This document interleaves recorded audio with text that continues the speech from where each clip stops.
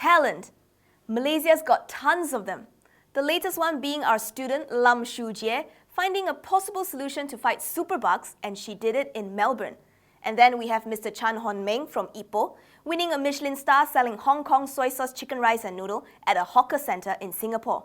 And before that, we hear about Yuna making it big in the US. Oh, there's more.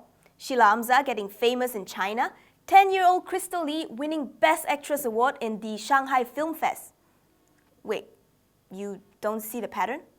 Okay, I'll give you more examples. Jimmy Choo from Penang, discovered by Vogue magazine in London. Mimi Choo from Ipoh, that one that plays every auntie character in TVB dramas, she made her career in Hong Kong. Phua Kian Seng, Sekinchan boy, invented the pen drive in Taiwan. We love seeing Malaysians winning awards and getting featured by foreign media. It makes us super proud. But rarely any of them are truly homegrown, and only a handful comes back. So do we simply prefer to make our dreams come true overseas? Or our dreams can only come true if we go overseas? While we can't make sweeping assumptions for all types of career, because certain countries do host a more mature environment for certain industries. For example, everyone in film, regardless of nationality, wants to make it big in Hollywood. Or maybe a budding pastry chef hoping to study in Le Cordon Bleu in Paris. These countries build specific industries to be so good that they are the global standard. Naturally, it becomes a magnet for talent. They are the destination for aspiration.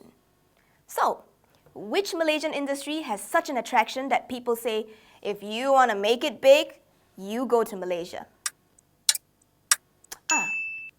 Islamic finance? Halal certification? Oil and gas? While we are trying our best to stand out, the truth is, Malaysia is far from being the land of promise, even for Malaysians themselves. Well, you can say foreign workers see Malaysia as job haven, but we're talking about opportunities for highly skilled labor. Our pen drive inventor once said, a design engineer from his company back in Taiwan came back to Malaysia and ended up as a Chinese school teacher. And I quote him saying, there's no environment or support for design engineers in Malaysia.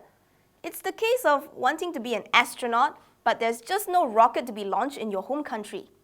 Khazanah Research Institute published a report showing that youth unemployment rate for people between 25 to 29 years old is at 3.5%. That is higher than the national unemployment rate at 3.1%. So the report drew a conclusion that our economy is not generating suitable jobs for young people today. The number of workers with diplomas and degrees in the clerical support workers category grew from 20 to 24% in 2014. Now that is a loss for the country because this generation of Malaysians are the most educated, more well-traveled, and more tech-savvy. The lack of opportunities to pursue a career they were trained to do becomes a push factor for brain drain. Those who can't afford to leave settle for a mismatch and a low-paying position. And just so you know, Malaysia has a long list of pharmacy school graduates without a job. There just aren't enough placement.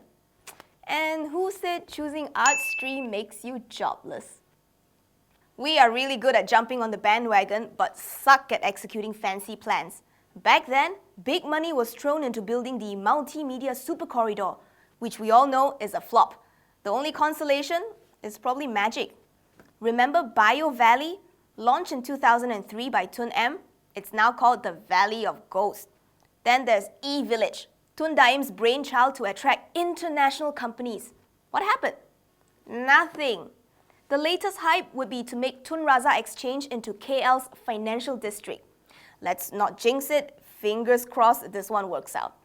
Now, aside from the obvious reasons to our brain drain problem, Malaysia has also yet to build up enough soft power to make it a destination of aspiration. Just like Paris is being remembered as the city of romance, fashion capital, baguettes, women who don't shave, it paints us the idea of a fantastic lifestyle so convincing that people rarely focus on how their subway smells like pee. Even Singapore ranks number 23 out of 25 in Monocle's soft power survey.